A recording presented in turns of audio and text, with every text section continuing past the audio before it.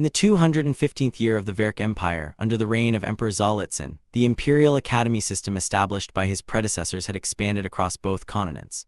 What had begun as a reform, a single school in the capital, open to omegas, betas, and alphas alike regardless of birth, had become something larger than any one emperor had intended. Academies rose in provincial cities. Public institutions followed in the farming territories. The old argument that education and martial service belonged only to the noble houses had not died, but it had grown quieter. The empire was too large now and too complex to be managed by bloodline alone. The royal knight trials were the clearest expression of this. Every year, candidates from across the empire sat the written examination. Farmers' children sat beside the sons and daughters of ancient houses. The scroll did not ask who your father was, it asked what you knew. That year, 8 candidates achieved perfect scores. They were assigned to 2 groups and sent to the imperial proving grounds for the final stage of examination. Only those who completed the proving grounds trial were eligible for admission to the Royal Knight Academy. The trial lasted 3 days and 2 nights. The forest did not care where you came from either. Welcome to the portal library. Step through and let the magic begin. Make sure to like, subscribe, and comment if you'd love more stories or have a request. New videos uploaded every Friday. The Imperial Proving Grounds, a short story in the BL universe. Kale had not intended to score perfectly on the written examination. He had not, if he was being precise about it, intended to take it seriously at all. The written examination was supposed to be a gesture, something to satisfy his house, to demonstrate participation without demonstrating ambition. He had plans for that particular month. Good plans, the kind that did not involve sitting in an examination hall for 6 hours. He had finished in 4. His uncle had clapped him on the shoulder and called it destiny. Kale had said nothing because there was nothing useful to say to a man who had already decided what the story meant. Within the week, the house's position had shifted. The expectations had sharpened. Words like responsibility and legacy appeared in conversations they had not appeared in before. His name came up in rooms he had not been invited to enter. And now he was standing in a line outside the Imperial Proving Grounds on a cool morning, wearing the academy coat he had been fitted for 2 days ago, waiting to be briefed on a trial he had not asked for. He adjusted the collar of the coat and said nothing about any of it. The return platform sat at the edge of the forest where the tree line thinned and the ground leveled into packed earth. It was a simple structure, raised stone, a few steps, an open roof of timber crossbeams that had weathered several seasons. 2 imperial examiners stood on it, reviewing documents. A third stood at the base of the steps and watched the candidates assemble. There were 8 of them in total, 4 to a group, though Kale had only met his own group in passing. They had been housed together in the preparation house for the last 2 days under strict supervision, with limited conversation permitted between the groups. He knew their faces and he knew their names from the brief introductions during the intake process. That was the extent of it. His group stood to the left of the platform. Sauron had positioned himself at the front without appearing to have done so deliberately. He stood straight, coat pressed, silver eyes fixed on the examiners with the focused attention of someone who had been preparing for this since before he could hold a sword. Kale had known him by reputation before the intake process. Recently elevated house. Ambitious family. Sauron himself was disciplined in the way that people were disciplined when something specific was at stake. Valen stood a few paces back, relaxed, watching the second group with mild interest. He had an easy manner about him, the kind that made him simple to overlook. He had grown up somewhere in the rural provinces. Kale had gathered that much from the brief conversations in the preparation house, though he had been vague about the specifics. He mentioned traveling before the academy. He was comfortable with silences in a way that suggested he had spent time in them.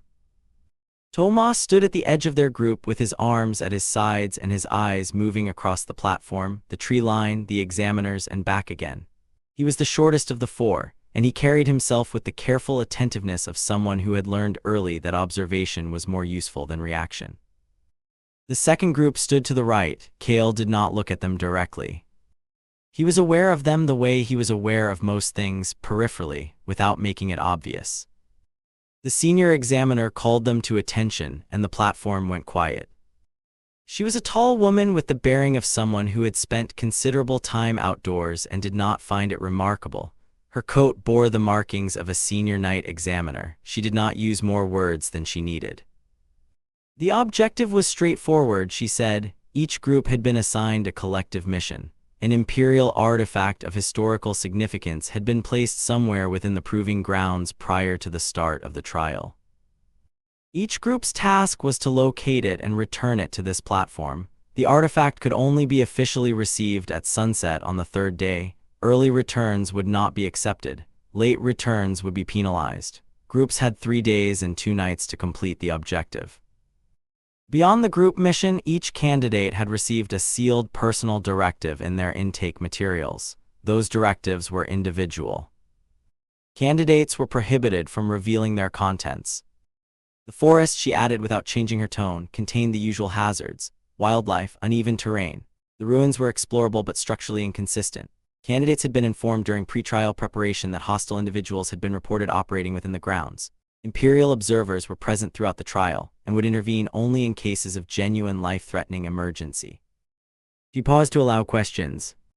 Tomas raised his hand. Kale kept his expression neutral. "My Lord Examiner," Tomas said, "when you say the artifact can only be received at sunset on the third day, does that mean the platform will be unattended before that time, or that a return attempt before that window simply won't be counted?" The examiner looked at him. "The platform will be unstaffed before the official window. A return attempt before sunset on the third day will have no one to receive it." "And if both groups arrive at the same time?" Tomas asked. "The group that presents the artifact first will be recorded as having completed the primary objective." "Thank you, my Lord Examiner," Tomas said and stepped back. The examiner moved on without comment. She outlined the housing system, the timing of their entry, and the procedures for emergency extraction. She did not repeat herself. When she finished, she stepped aside and the knights at the base of the platform moved to escort the groups to the entry point. Soren fell in a step beside Kale as they moved. "Your Omega asks good questions," Soren said quietly. "He's not mine," Kale replied. Soren glanced at him briefly and said nothing further. The forest closed around them quickly. Within the first 100 paces, the platform was no longer visible. The canopy was dense enough that the morning light came through in broken pieces, scattered across the roots and undergrowth in shifting patterns. The animal paths were narrow. In places they were barely paths at all, just a thinning of the undergrowth where something had passed before. Kale read his sealed directive during the first natural pause in their movement, when Soren stopped to check the position of the sun against the tree line and Valen crouched to examine the ground. He opened the small envelope, read the single line inside, and tucked the paper away. "Prevent a prolonged direct battle between the two groups if they encounter one another." He considered that for a moment. Then he considered the fact that his group and the second group were currently moving through the same forest toward the same object. He put it aside. There was nothing useful to do with it yet. "We should establish what we know before we start moving in a specific direction," Soren said. He had a map of the proving grounds, a standard issue copy distributed to all candidates during intake. He unfolded it against a tree trunk and studied it. "The ruins are concentrated in the northern and eastern sectors. If the artifact has historical significance, it's likely placed in or near one of them." "That's the obvious assumption," Valen said. He was still crouched, turning something over in his fingers, a fragment of stone, pale gray, edges worn smooth. He set it down without comment. "Obvious doesn't mean wrong," Soren replied. "No," Valen agreed. "It just means everyone's thinking it." Soren looked at him. Valen looked back with an expression of mild interest and said nothing further. "We have 3 days," Tomas said. He was looking at the tree line to the east. "If we move toward the ruins today, we can cover the northern cluster before nightfall and reassess. We might find information about the artifact's location from the structures themselves before we commit to a search pattern." Soren nodded. "That's consistent with what I was thinking." Kale rolled his shoulder and glanced up at the canopy. The light was still early. They had time. "Then let's move," he said. The northern ruins were older than Kale had expected. The first structure they reached was a collapsed watch shrine, 2 walls still standing, the third reduced to a line of foundation stones, the fourth entirely gone. Carved into the interior face of the standing walls were remnants of geometric patterns, the kind used in early imperial ceremonial contexts. Moss had grown over most of it. One section near the base had been recently disturbed. The moss was scraped away and the stone beneath was pale and clean. Tomas crouched beside it and ran his fingers along the edge of the disturbed section. Someone was here recently, he said. The examiners when they placed the artifact, Soren said. Maybe, Tomas said. He studied the wall for a moment longer, then stood. Valen had moved to the far corner of the ruin. He was examining the ground there, compressed soil, a faint depression that might have been a footpath or might have been water drainage. He straightened after a moment and rejoined the group. There's a second structure about 200 paces east, he said. I can see the top of a stone tower from here. Kale looked in that direction. The trees were thick enough that he could not see it himself, but Valen's sense of direction had proven reliable in the hours since they entered the forest. He had traveled before the academy, Kale remembered. It showed. We'll check it, Soren said, and they moved. The broken tower stood at the edge of a shallow clearing, its upper half collapsed inward so that the remaining structure was open to the sky. The interior was dim despite the opening above. Carved stone blocks had fallen at irregular angles, some still stacked, some scattered. Along the interior base of the east wall, a series of shallow alcoves had been cut into the stone at regular intervals. Most were empty. Two still contained the remnants of iron fixtures, brackets, corroded nearly to nothing that might once have held torches or display mounts. Tomas moved through the interior carefully, reading the walls. He had a quiet intensity when he was focused that Kale had noticed during the first day in the preparation house. He was the kind of person who noticed things and then thought about them before saying anything. These alcoves are spaced like offering positions, Tomas said. He gestured along the wall. In the older ceremonial structures, relics were displayed at intervals. Each position had significance: distance from the entrance, height from the floor. You know early imperial architecture, Soren said. My academy had a good library, Tomas replied. He moved to the central alcove, the one positioned exactly opposite the collapsed entrance, and examined it closely. The stone there was slightly different in color from the surrounding blocks. He pressed his palm flat against it. This one's been touched more recently than the others. The group was quiet for a moment. It's not here now, Valen said from the entrance. He was leaning against the frame, watching the clearing, but someone was looking at it recently. An information point, Kale said. That's my read, Tomas agreed. Soren was already studying the map. If the artifact was moved from here, or if this was a marker pointing somewhere else, the logical extension of this line would take us southeast. There's a second cluster of ruins marked here, near the edge of the wetland sector. That's a half-day's walk, Kale said. Then we should move before the light starts to drop, Soren replied.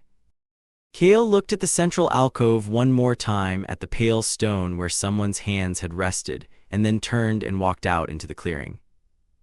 They heard the pack before they saw anything. It was not a dramatic sound, not the kind of sound that stopped you cold. It was a low, intermittent calling from somewhere deeper in the trees to the south, the kind of coordinated noise that animals made when they were moving together. It lasted for a few seconds and then stopped. Soren held up a hand and the group slowed. The forest settled back into its normal sounds. Hyenas, Tomas said quietly. He had gone still with his head slightly tilted, listening. Pack behavior. They're moving south of us, parallel to our direction. How do you know? Soren asked. The calls are spacing out as they move. If they were stationary, the interval would be more consistent, Tomas replied. He had grown up in the countryside. The sound of coordinated predators was not abstract information to him, it was something he had grown up knowing. Soren considered this. If they're moving south, they're not tracking us. Not yet, Tomas said. They adjusted their route slightly north, widening the distance. The calls faded, the forest went quiet again, and they kept moving. Valen had not said anything during the exchange. He had stood at the edge of the group, watching the tree line to the south with a settled expression. When they moved again, he fell into step without comment. He had not looked alarmed, Kale noted. He had looked like someone waiting for a decision to be made. They made camp before the light failed completely, in a clearing beside a narrow stream where the ground was dry and the tree line gave reasonable visibility in 3 directions. Soren handled the fire efficiently, with the methodical competence of someone trained for it. Tomas checked the stream and confirmed the water was safe to use. Valen moved the perimeter of the clearing in a quiet circuit, checking the undergrowth, and returned to report nothing notable. The rations from the intake pack were functional rather than comfortable. They ate without much conversation. The fire was small, large enough to be useful, small enough not to announce their position. After a while, Tomas said, "The second group is moving toward the eastern sector." Soren looked up. "How do you know?" "I saw movement at the edge of the tree line about an hour before we stopped. South-southeast, 2 figures moving east." He paused. "It could be someone else, but I don't think it's someone else." "The other group," Valen said. "Most likely." Soren was quiet for a moment. "Then they're not heading for the northern ruins. Or they already have information we don't," Kale said. The fire crackled. Somewhere in the forest, something moved through the undergrowth and went still. "We continue southeast in the morning," Soren said. "We follow the line from the tower. If the second group is moving east, our paths may converge near the wetland sector." Nobody argued. The conversation ended there naturally, and they settled into the watch rotation Soren had assigned before the fire was lit. Kale took the second watch. He sat at the edge of the clearing with his back to a tree trunk and looked out at the dark spaces between the trees. The forest was not quiet. It had its own sounds, layered and continuous. He was not uncomfortable. He had spent enough time outdoors in his own time before the house's expectations had tightened to be at ease in it. He was aware that the trial had barely started. He was also aware, in the particular way that came from paying attention to people rather than to what they said, that his group of 4 was not yet a group in any meaningful sense. They were 4 individuals who happened to be moving in the same direction. That would change, or it would cause problems. Possibly both. He stayed awake through his watch without difficulty, and when Valen came to relieve him, he walked back to the fire and lay down and closed his eyes. He was asleep within minutes. Chapter 2: The Wetland Sector. Kale woke to gray light and the sound of Soren already moving. The fire had burned down to coals. Tomas was on the last watch, seated at the edge of the clearing with his back straight and his eyes on the tree line. He glanced at Kale when he sat up, then returned his attention to the forest without comment. They broke camp quickly. Valen packed his share of the supplies without being asked and was ready before Soren finished reviewing the map. There was nothing inefficient about the morning. There was also nothing warm about it. They were 4 people who had slept in the same clearing and had yet to settle into any real pattern with each other. The route southeast took them downhill. The terrain shifted gradually, the hard-packed soil of the upper forest giving way to something softer, darker, that held the impression of a boot longer than it should. The undergrowth thickened. Roots crossed the path at ankle height. The air carried more moisture than it had the day before. "We're moving into the wetland edge," Tomas said. He was watching the ground as he walked. "It'll slow us down if we go straight through. There may be a drier route that skirts the margin." Soren had already unfolded the map. He studied it for a moment, then turned it slightly. "There's higher ground marked to the west of the main wetland. It would add time but keep the footing solid." "How much time?" Kale asked. "An hour, maybe less if we move well." Valen looked south into the tree line. "The direct route through the marsh cuts that hour in half," he said. "There's a raised animal path through it. The ground holds if you stay to the center." Soren looked at him. "You've been through a wetland like this before." "Similar terrain," Valen said. "In the southern provinces. The path degrades toward the edges, but the center ridge stays firm." Soren considered this, then looked at the map again. "If you're wrong about the footing, we lose more than an hour." "Then take the western route," Valen said without pressing it. They took the western route. Valen fell back to the rear of the group and said nothing further about it. The second cluster of ruins came into view around mid-morning. They were more substantial than the northern structures, a partially preserved ceremonial platform with stone steps still intact on 3 sides and 2 flanking structures that had retained most of their walls. The geometric carvings here were deeper, better protected from weathering by the overhang of the roof remnants. Someone had built this to last. Kale stood at the base of the steps and looked up at the platform's surface. The stone was pale gray, dry despite the moisture in the surrounding air. At the center of the platform, a flat recessed section had been cut into the surface, roughly square, perhaps half a pace across, with carved border markings around its edge. A display mount, the kind built to hold something specific. It was empty. It was here, Tomas said. He had climbed the steps and was crouching beside the recessed section, examining the carved border.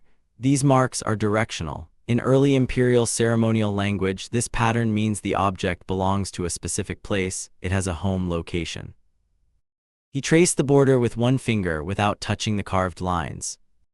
This wasn't the artifact's original position, it was moved here as part of the trial, and these marks are telling us something about where it came from. Or where it was meant to be returned, Soren said, climbing the steps to stand beside him. Tomas looked up. Yes, that too. Kale walked the perimeter of the platform slowly. The flanking structures were open on one side each, their interiors clear except for fallen stone and years of leaf accumulation. One interior wall held a second set of carvings, not directional marks but a sequence. Images rendered in the early imperial style, a figure in formal posture, a structure, a forest, a platform. He stood in front of it for a moment. The sequence moved right to left, forest, figure, structure, platform. Tomas, he said. Tomas came and looked at the sequence. He was quiet for several seconds. It's a return sequence, Tomas said. These are instructions. The figure recovers the object in the forest, brings it to the structure, then to the platform. He paused. The structure in the sequence, that archway shape. I've seen that carving style before. It matches the description of the old storehouse ruins, eastern sector near the boundary of the proving grounds. That's a full day's walk from here, Soren said. Half a day if we move without stopping, Kale replied, which means we could reach it before dark if we leave now. Soren was already looking at the map. His expression did not change, but he was moving through the calculation. They had until sunset on the third day. They were currently on the morning of the second day. Half a day to the eastern storehouse, time to search and recover, then back to the return platform before the deadline. It's possible, Soren said. It leaves no margin for problems. We've had one pack encounter and one wet morning, Kale said. That's not a heavy count for a day and a half. It can change, Soren replied. It can, Kale agreed. Soren folded the map. We move east. They found the second group's camp an hour later.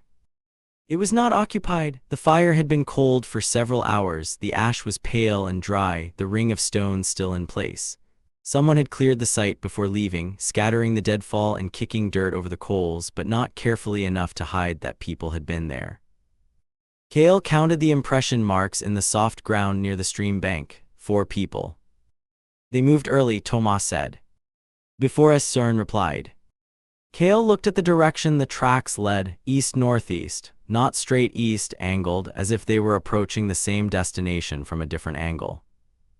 The second group was ahead of them. Soren studied the tracks for a moment. His jaw was set, but his voice was even when he spoke. We move faster. They moved faster. The smell reached them before the sound did. Cook fire, meat, the particular quality of smoke that came from green wood rather than seasoned fuel, the kind of fire someone built quickly, without preparation. Soren stopped. He held up 2 fingers and pointed left, then right. The group spread without speaking, putting distance between themselves in the undergrowth. Kale moved left, keeping low, and found a position behind a fallen trunk where he could see through a gap in the brush. The camp was small, 3 men, possibly 4. One was partially obscured by a canvas sheet strung between 2 trees. The visible 3 were armed. Kale could see a short blade at one hip and something longer propped against a tree trunk. They were not wearing any uniform or insignia. Their gear was worn and mismatched in the way of people who had acquired it from different sources over time. The candidates had been informed that hostile groups operated within the proving grounds. These were, apparently, them. Kale stayed still and watched. The men were not alert. They were eating. One was talking. The posture of all 3 was relaxed in the way that people were relaxed when they felt secure in their location, when they had been there long enough to stop watching the tree line. Soren appeared at Kale's shoulder, moving silently. 4, Soren murmured. He had counted the 4th. Armed but not positioned. They're not expecting anyone from this direction. What's Aaron's group's directive likely to be? Kale asked quietly. Soren looked at him. I mean the general shape of it. Someone in their group has a mission that involves a hostile encounter, Kale said. That's a reasonable guess given what the trial tests for. If their group finds this camp first, then they handle it, Soren said. Or we let them and we go around. Soren was quiet for a moment. He looked at the camp again. Going around costs time. Going through costs more if it goes wrong. Tomas had worked his way up on the right side. He signaled with 2 fingers. He had eyes on the 4th man. Valen was behind Kale, a few paces back, watching the tree line they had come through. The man who had been talking laughed at something. The sound was flat and ordinary in the morning forest. Soren made the decision. We go around, south of their position, then back east. They moved in a wide arc, staying well into the undergrowth. Nobody in the camp looked up. They met the second group at the edge of a dry ravine shortly after midday. It happened without drama. One moment there was forest, and then there were 4 people on the other side of a natural break in the terrain, and both groups stopped at the same time. Kale recognized them from the briefing platform. Aaron was at the front, tall, broad-shouldered, with the easy physical confidence of someone who had grown up training. His orange eyes moved across Kale's group with quick assessment. He and Kale had not spoken since the intake process. They had not needed to. Alice stood to Aaron's left, her posture contained and direct, eyes steady. Ren was behind Aaron's right shoulder, slender, silver-haired, glasses catching a piece of light through the canopy. Terk stood slightly apart from the other 3, watching Kale's group with an expression that was careful and deliberate. Terk's eyes settled on Kale and stayed there. Kale looked back at him without expression. Aaron spoke first. "You're coming from the wetland sector." "You're coming from the east," Kale replied. A brief pause. Both groups had arrived at the ravine from different angles, which meant they were converging, which meant they were probably heading toward the same place. "The storehouse," Aaron said. It was not quite a question. "The storehouse," Kale confirmed. Aaron looked at him for a moment, then glanced at Soren. Soren met his gaze without warmth. They were from different houses, different positions in the imperial social structure, and both of them knew it.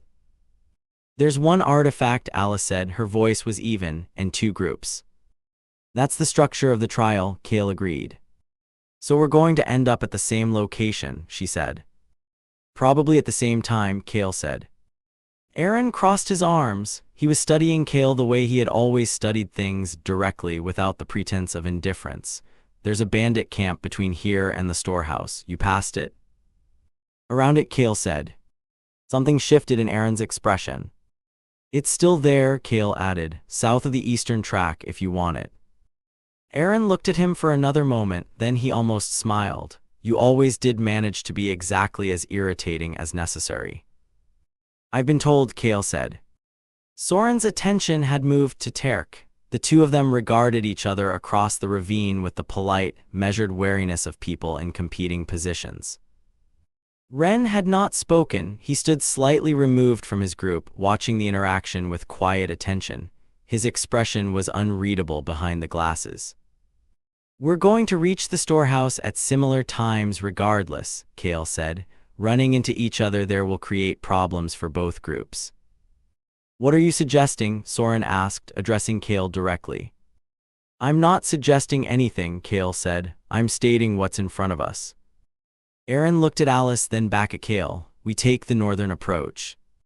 You take the southern." Kale considered this. It split their arrival angles, reduced the chance of a collision at the site itself. It did not resolve what happened once they were both inside and looking at the same object, but that was a problem for when they reached it. "Agreed," Kale said. Soren said nothing. He did not disagree. The 2 groups separated at the ravine. Aaron's group moved northeast. Kale's group moved southeast. Terk was the last to turn away, and he held Kale's gaze for a beat longer than the moment required before he did. They walked in silence for a while after that. Soren fell back beside Kale after 20 minutes. "You made a decision at the ravine without consulting the group." "I made a practical arrangement," Kale said. "The result is the same. If I'd called a group discussion at the edge of a ravine while the other group was standing there watching, we'd have looked like we needed managing," Kale said. Soren was quiet for a moment. "That's not wrong," he said finally, "but it doesn't change what happened." "No," Kale agreed, "it doesn't." They walked. The terrain was drier here, the undergrowth thinning as the soil hardened back toward forest floor. The light was past midday. They had perhaps 3 hours before the quality of light would start to drop. "What do you know about Terk?" Soren asked. Kale took a moment before answering. "He's from a branch of my house. His side of the family has been positioning him as a candidate for house leadership for several years, the argument being that he's legitimate and I'm not. And he's very good at most of the things houses value," Kale said. "Academic study, sword work, presenting well in formal contexts. He's been trained for the role since he was old enough to understand what it meant." "Does it bother you?" Soren asked. "Terk being good at things. The competition." Kale rolled his shoulder. "I didn't want the role." Soren looked at him. "That's not what I asked." Kale said nothing for a moment. The trees thinned ahead and he could see through the gap the shape of a low stone structure at the edge of a wider clearing, the storehouse. "There it is," he said. The storehouse was larger than the other ruins they had passed through. Its walls were still standing to near their original height on 3 sides, the fourth reduced to waist level where a section had collapsed inward. The roof was gone entirely, replaced by open sky and the tops of trees that had grown up through the interior over the years. The floor was a mix of original stone and accumulated earth. They entered from the south approach as agreed. Aaron's group was not yet visible, which meant they were either still moving through the northern approach or had not yet arrived.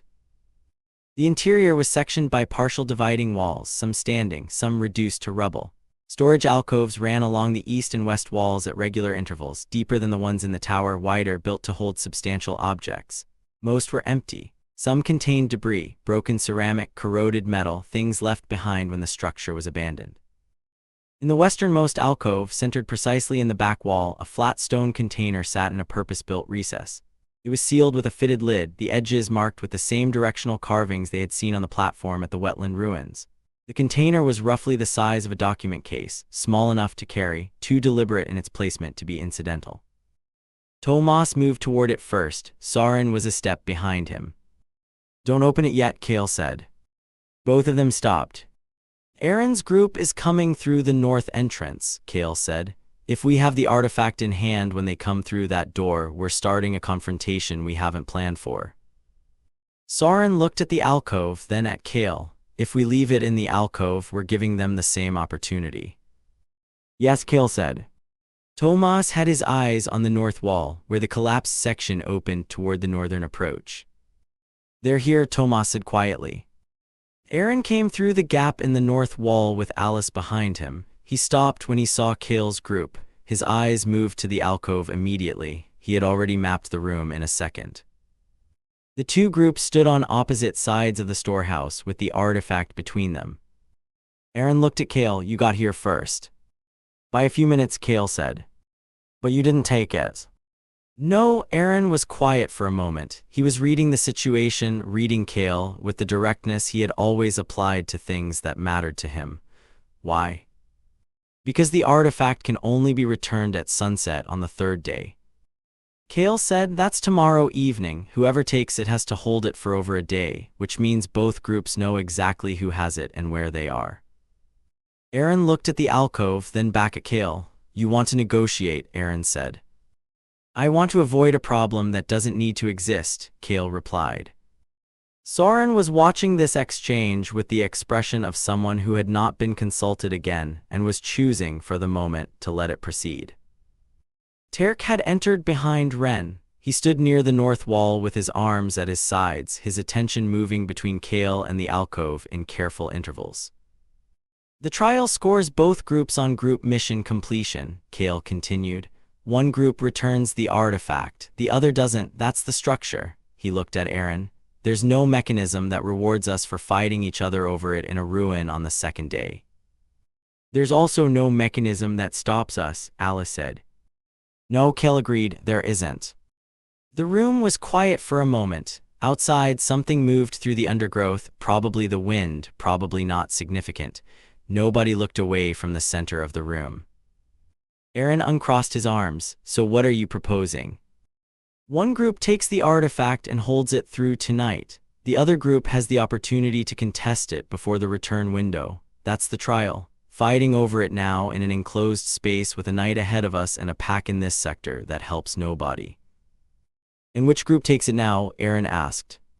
"Yours was here first from the north," Kale said. "We were here first from the south. I'd call it even." Aaron looked at him for a long moment, then he looked at Alice, who gave him nothing. He looked at Ren, who was watching Kale with quiet attention. "We'll take it," Aaron said. "Your group has the retrieval lead for the return day." It was not a concession. It was an acknowledgement that both groups understood the structure of what was happening. The real contest was the return, and they both knew it. Aaron crossed the storehouse and lifted the stone container from the alcove. It was not heavy. He held it under one arm and looked at Kale. "Separate camps tonight," he said. "Agreed," Kale said. The two groups filed out through their respective entrances. Kale was the last of his group to leave. At the gap in the south wall, he paused and looked back at the empty alcove. The recess the container had sat in was still marked with its directional carvings. Small lines, carefully cut, pointing toward the return platform. He walked out into the afternoon light. They made camp a reasonable distance from the storehouse, far enough from the second group's position that neither fire would be visible to the other. Soren chose the site with his usual efficiency. The terrain here was harder, the ground easier to defend if it came to that. The mood was different from the first night.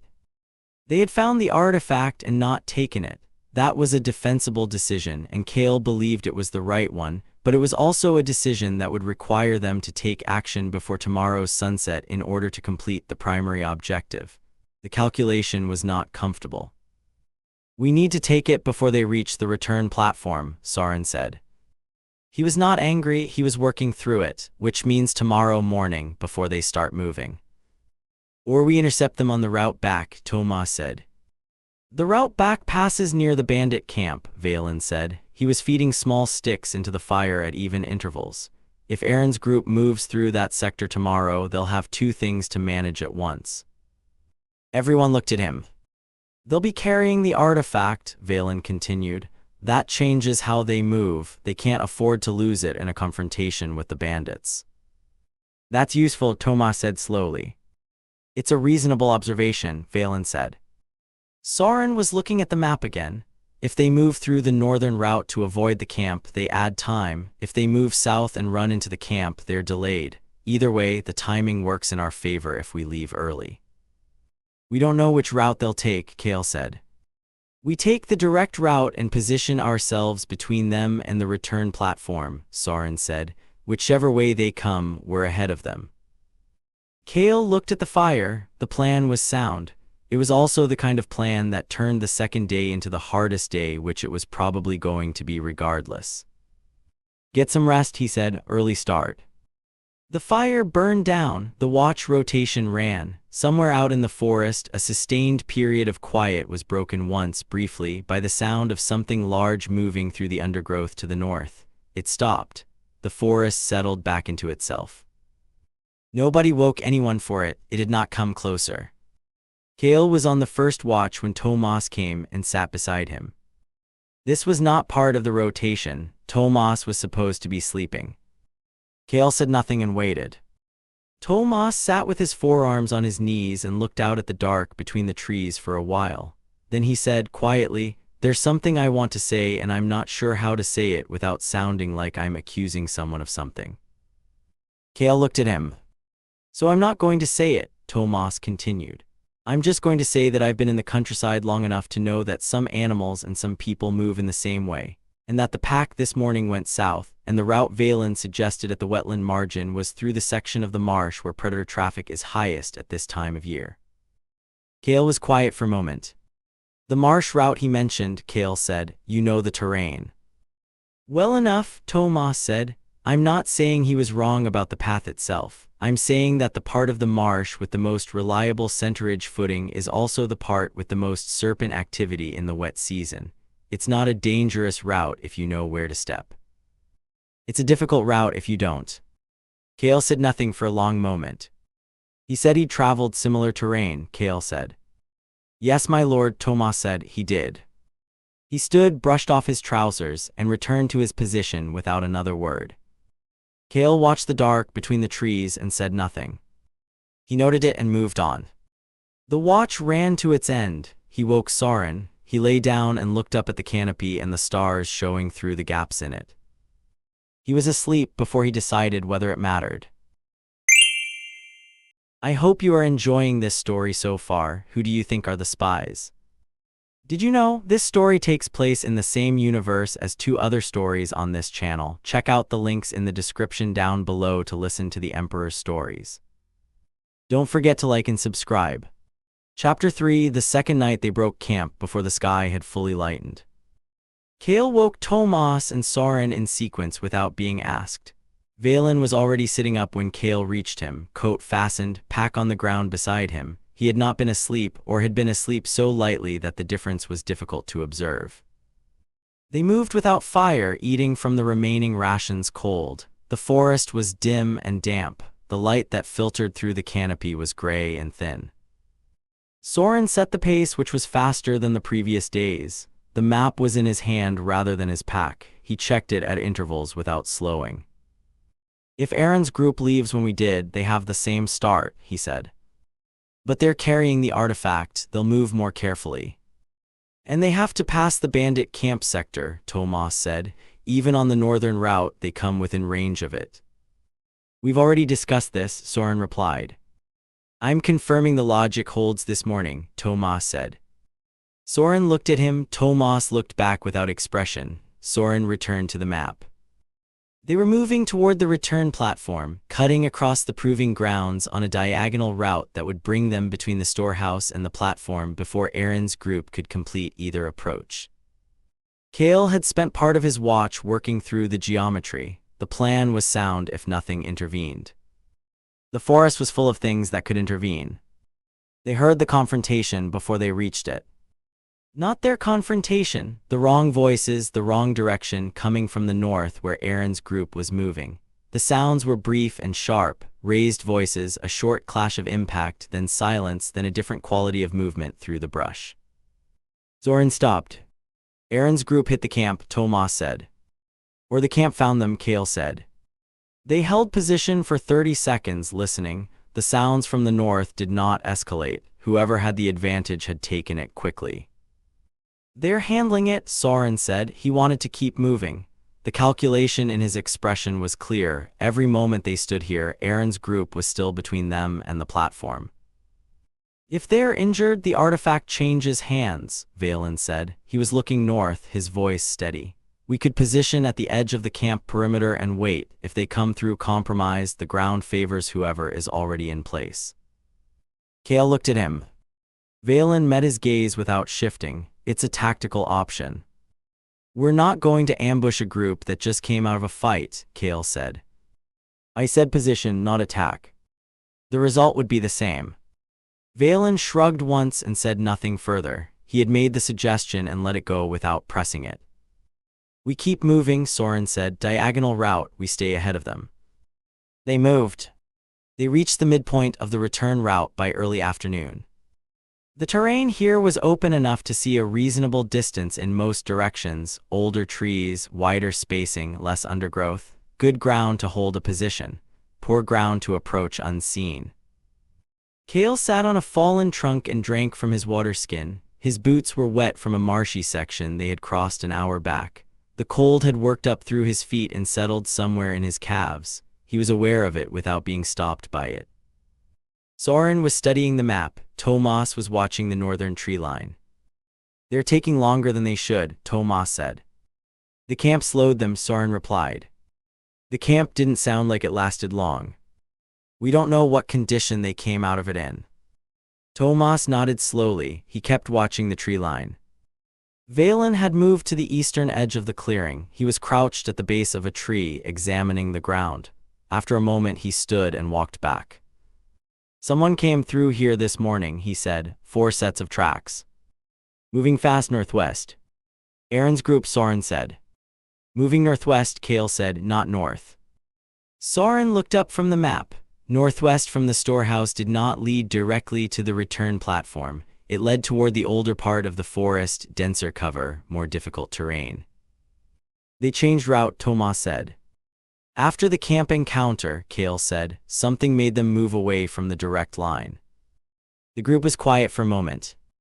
That puts them north of us now, not east, Soren said. He refolded the map. If they've looped northwest, they'll come around through the heavy forest and approach the platform from the north side. We're positioned between them and the platform on the east approach. We're in the wrong place. How far off are we? Kale asked. An hour if we move now. Kale stood and shouldered his pack. They heard the pack again at the edge of the heavy forest. It was closer than the first encounter, not south of them this time, but north and east, cutting across the line they were trying to reach. The calls were lower, more frequent. The pack was not moving parallel to them, it was circling. Soren put up his hand and the group stopped. The light was dropping. The trees here were close enough that visibility fell off sharply at 30 paces. The undergrowth between the trunks was dense and dark and full of sound.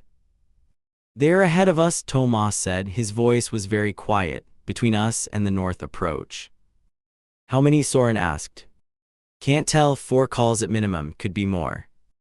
Kale checked the tree line in all 4 directions.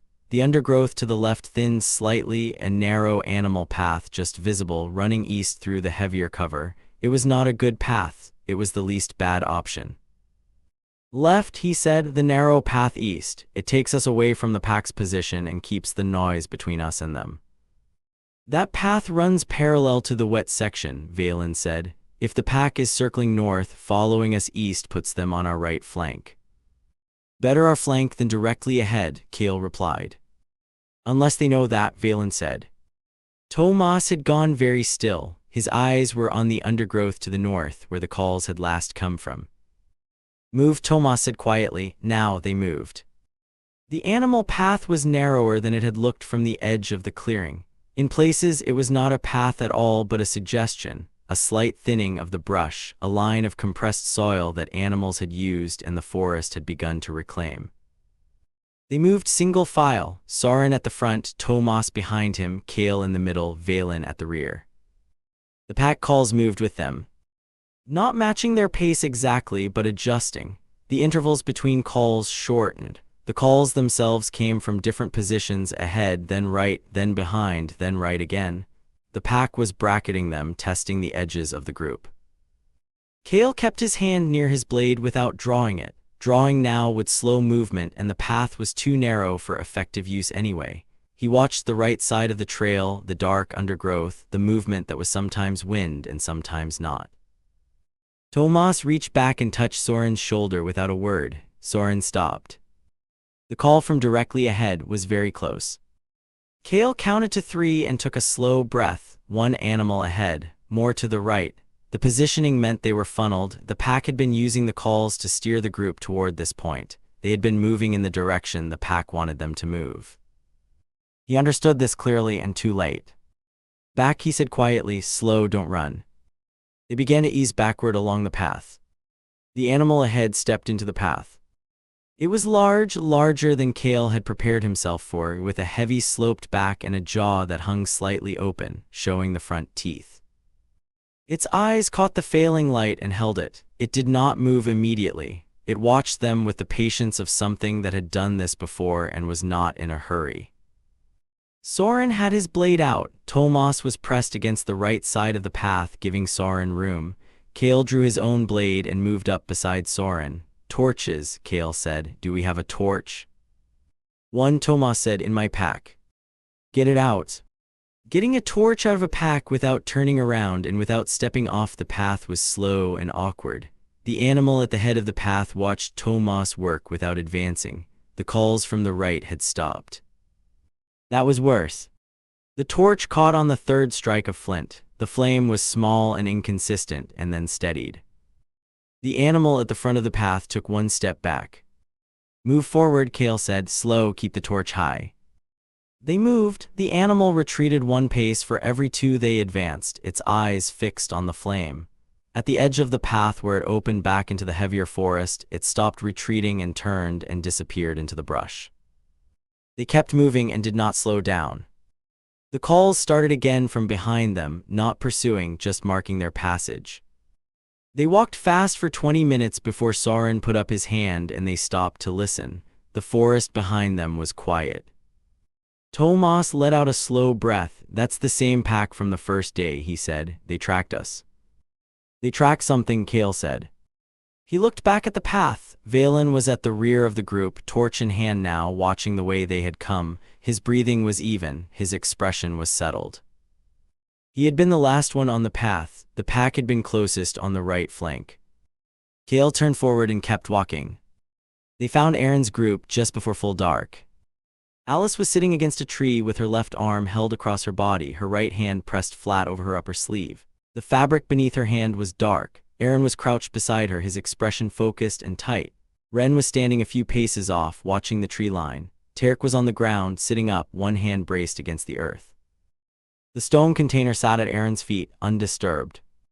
Kale's group stopped at the edge of the ravine that separated them. Aaron looked up, his orange eyes moved across the four of them and then came back to Kale. "The camp had a fifth man," he said. "He came from the eastern side while we were handling the others." Alice took a blade. "How bad?" Kale asked.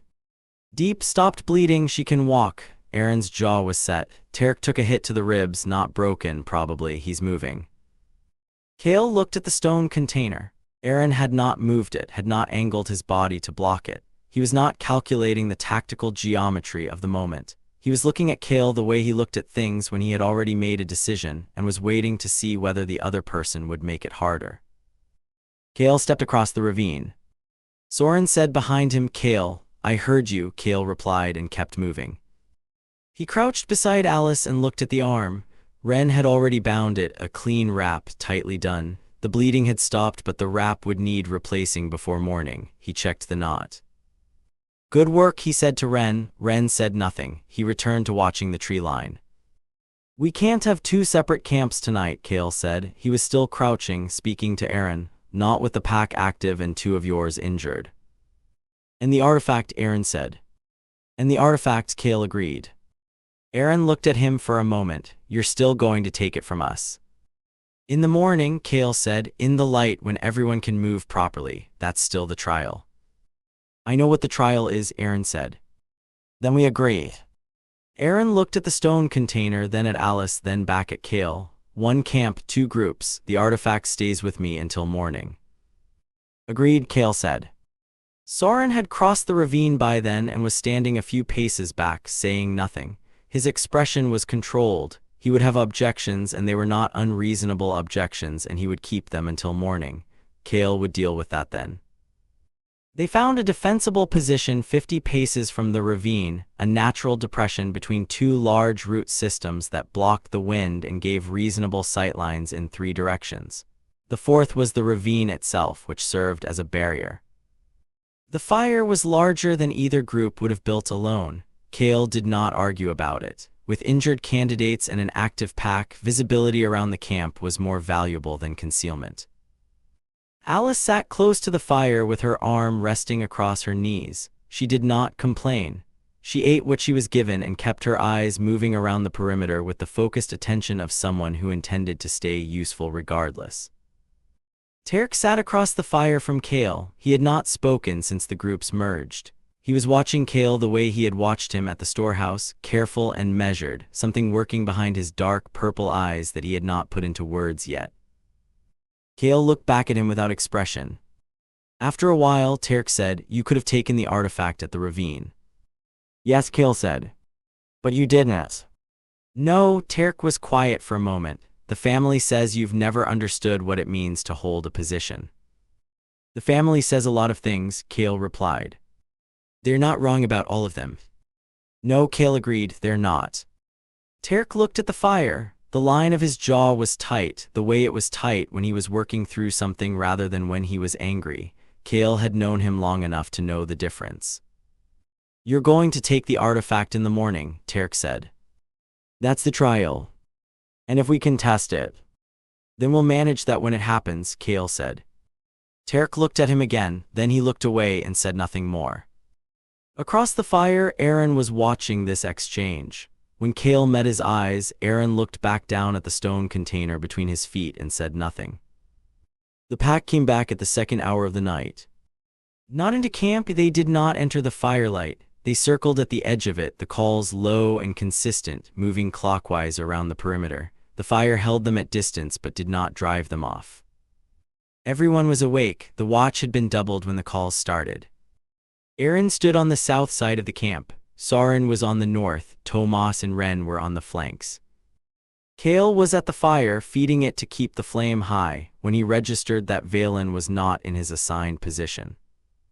He looked at the eastern flank. Tomas was there, not Valen. He scanned the camp. Valen was not at the fire, not in the sleeping area. Not visible in any direction. Tomas, Kale said. Tomas looked at him, then he looked at the eastern position he was standing in and understood the question. He was here 10 minutes ago. The pack calls shifted to the north, moving faster than they had been moving. Two of them overlapped. Then something happened in the dark to the north of camp. The sound was confused and brief movement through brush, a heavy impact, something that might have been a shout cut very short. Then silence and the pack calls moving east, away from the camp with a different quality to them, not circling anymore, dispersing. Aaron moved north immediately. Kale was a step behind him with a torch. Soren came from the left. They found the edge of the tree line where the brush was broken and the ground disturbed. Drag marks in the soil. A piece of fabric, dark, torn, caught on a root. Nothing else. Aaron looked at the drag marks. He looked at the fabric. He looked north into the dark where the trees closed in and the torchlight failed.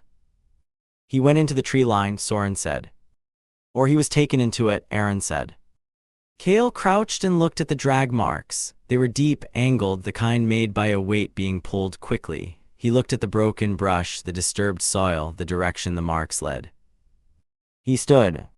We can't go in after him, he said. Aaron looked at him. The pack is in there, Kale said. It's dark, we have injured candidates in camp, and we have no way to track that far in without losing the fire. If we split the group now, we lose more people. He's one of yours, Aaron said. His voice was flat. I know, Kale replied. The torch shifted in the wind. The tree line ahead was perfectly dark and perfectly still. Soren turned and walked back to camp without a word. Aaron stayed a moment longer, looking into the dark, then he followed. Kale looked at the drag marks one more time, then he turned and walked back to the fire. The camp was quiet in a different way after that. The pack did not return. The calls faded east and then stopped entirely. Whatever had drawn them off, it had drawn them far enough that they did not circle back. Nobody slept after the second hour. They kept the fire high and sat with their weapons out and waited for the sky to lighten. Tomas sat with his back to the fire, facing the northern tree line until dawn. He did not speak. He had his blade across his knees and his eyes on the dark between the trees, and he kept them there. Alice had not moved from her position near the fire. Her right hand was resting on the hilt of her blade. Ren was the same as he had been all night, quiet, watchful, positioned where he was most useful and not speaking unless spoken to. Terk had said nothing since the incident. He sat with the stone container beside him. Aaron had set it there without ceremony at some point in the second half of the night, and neither of them had commented on it. Kale sat at the edge of the fire and looked at the tree line and did not think about what the drag marks had meant, because there was nothing useful to do with that thought until daylight. Aaron sat beside him sometime before dawn, not close, not at a distance that meant anything, just present.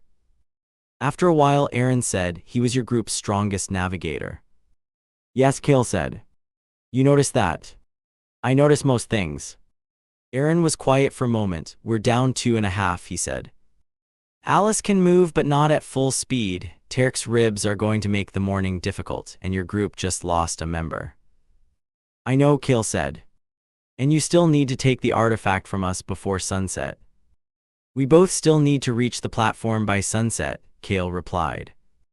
Aaron looked at him. "One group completes the primary objective," Kale said. "Both groups still need to be standing at the end of the trial. That's the scoring structure." Aaron looked at the stone container. He was quiet for a long time. "When it gets light," Aaron said finally, "we move together. Your group takes the lead on the artifact. We cover the flanks." Kale looked at him. "We have injured candidates and a full day of forest ahead of us," Aaron said. "Work out the scoring later." "Soren will have something to say about that," Kale replied. Soren can say it to me, Aaron said. The sky to the east had begun to lighten, barely, a change in the quality of dark rather than any actual light. The fire crackled. The forest was quiet. Cale looked at the stone container. 3 days and 2 nights, 1 day left. He stood and went to wake Soren. Chapter 4. The third day. Soren's objection was brief and direct and stated only once. We are surrendering our tactical position, he said. He was looking at Aaron when he said it, not at Cale. Your group takes the flanks, we move with the artifact, that's the arrangement. Aaron met his gaze without difficulty. Your group has 3 members, 2 of mine are compromised. If something comes at us in the forest today, you want my uninjured people in front of it, not yours. The objective will still be decided by who reaches the platform first, Aaron said. We're not giving you the artifact, we're moving together until the platform is in sight. At that point, we manage it however we manage it. Soren held his gaze for a moment, then he looked at Cale. Cale said nothing. Soren turned and picked up his pack. They moved out as the first real light came through the canopy, not gray anymore but pale gold, filtered and thin, turning the fog between the trees a dull white.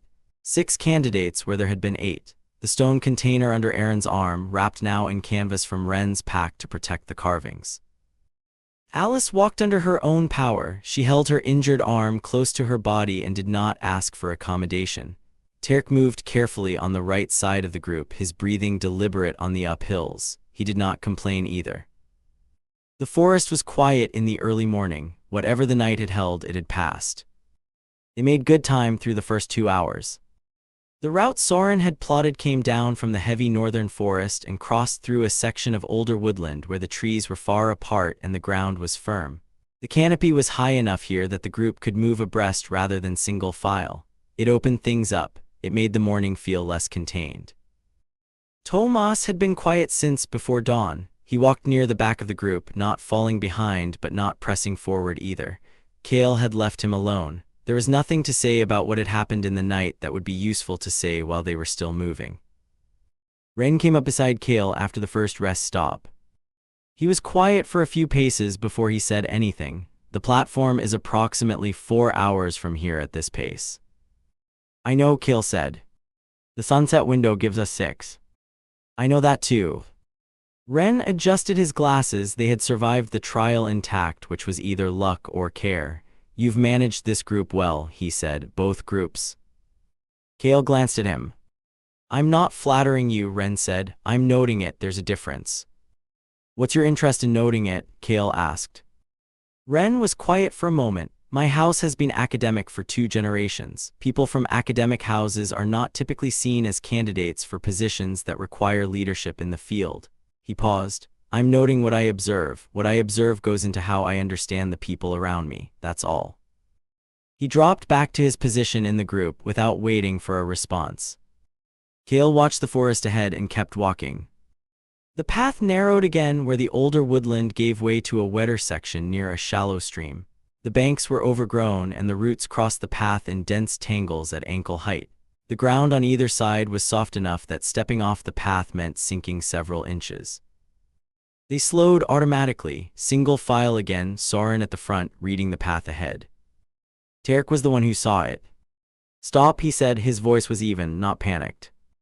The group stopped. The serpent was coiled at the base of a root cluster 2 paces ahead of Soren, partially visible beneath a fold of bark that had peeled away from a fallen log. It was long, longer than any of them could fully see, with a thick body and the particular stillness of something that had not yet decided it was threatened. Soren had gone very still. He had not looked down in time. He was close enough that a strike would reach him before he could step back. Nobody moved.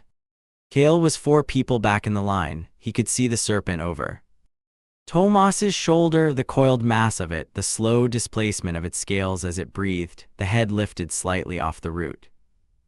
Aaron stepped carefully out of the line and moved to the edge of the bank.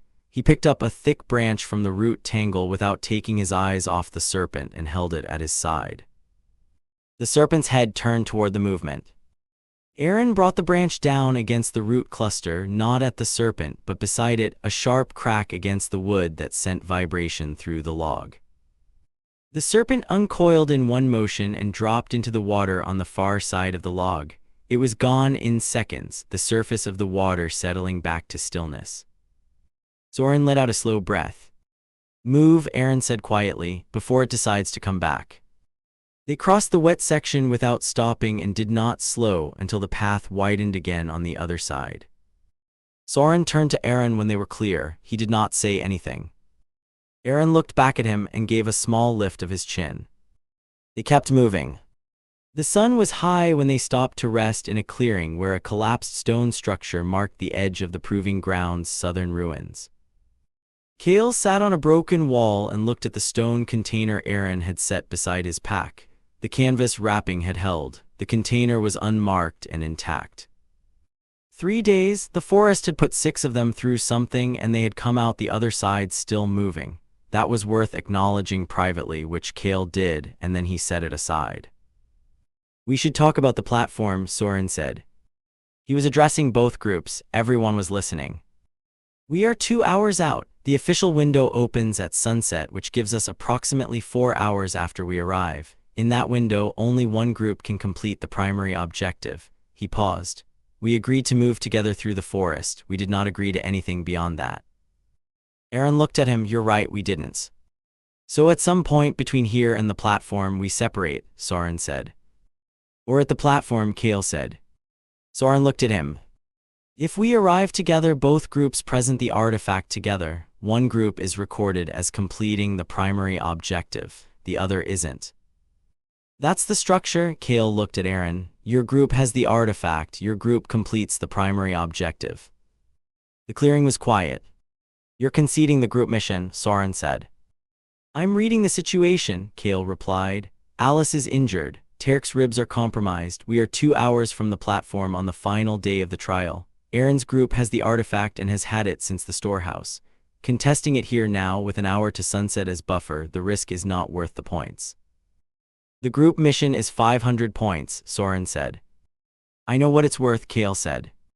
Soren held his gaze. He was not wrong, and he knew Cale knew he was not wrong. The group mission was half the available score. Conceding it was not a small thing.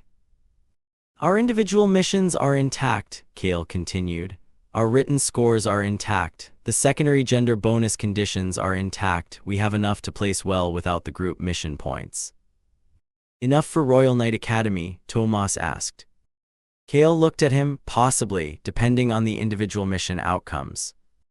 Tomas nodded once. He did not push it further. Aaron had said nothing during this exchange. He was watching Cale with the same directness he had applied to everything during the last 2 days. "Cale," he said. Cale looked at him. "We return it together," Aaron said. "Both groups, your group presents it at the platform." Soren turned sharply toward Aaron. "Your group found the artifact trail," Aaron said. "Your group identified the storehouse. Your group held the approach. The only reason we have it is because you made the call at the storehouse to let us take it overnight." He picked up the stone container. "Your group presents it." "That costs you 500 points, Cale said. "I know what it costs," Aaron replied. The clearing was very quiet. Cale looked at the stone container for a moment. Then he took it from Aaron's hands. It was heavier than it looked. The carvings under the canvas were raised enough to feel through the wrapping. 2 hours, he said. "Let's move." The forest thinned as they moved south. The trees spread apart and the undergrowth dropped away, and the ground leveled out into the packed earth that marked the edge of the proving grounds. Ahead, through the last line of trees, the return platform was visible. The stone steps, the timber crossbeams, the open sky above it. The examiner was already there, standing at the base of the steps with 2 others, reviewing documents in the last of the afternoon light. Cale stopped at the tree line. The light was low and gold. The shadows from the trees stretched long across the ground toward the platform. Sunset was close, but not yet. He looked back at the group behind him. 6 candidates, 3 days of forest on all of them. Alice with her arm bound, Tarek walking carefully. Tomas with the particular quiet he had carried since the night before. Soren with the composed expression he used when he had decided to hold his objections. Ren watching everything as he always watched everything. Aaron met his eyes and gave him a small nod. Kale turned and walked out of the tree line toward the platform. The senior examiner looked up when they came through the trees. Her eyes moved across the group, counting, assessing, registering the injuries and the reduced number. Her expression did not change. She had seen candidates come out of the proving grounds in worse condition.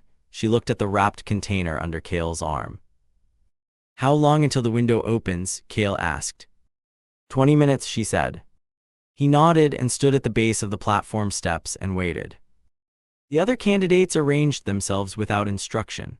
Soren stood to his left, Tomas beside Soren. The second group fell in behind, Aaron closest, then Alice, Terk, and Ren. The 20 minutes passed in the way that time passed at the end of something difficult, slowly at first and then suddenly all at once. The examiner looked up from her documents. "The window is open," she said. Kale climbed the steps. He set the stone container on the flat recessed section at the center of the platform, the same shape as the mount in the storehouse, purpose-built to receive it. The carvings on the container's edges aligned with the carvings on the platform. The fit was exact.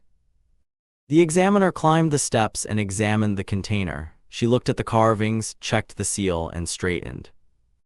"Artifact received," she said. She looked at the candidates below. "Both groups will proceed to the completion house. Debrief is at the first hour tomorrow morning." The completion house was warmer than the preparation house had been. Hot water, clean clothes, food that was not rations. Kale ate without tasting most of it and was asleep before the second hour of the night. He slept without difficulty and without dreaming and woke when the light came in. The debrief room was a plain chamber with a long table and chairs and a set of windows that faced east.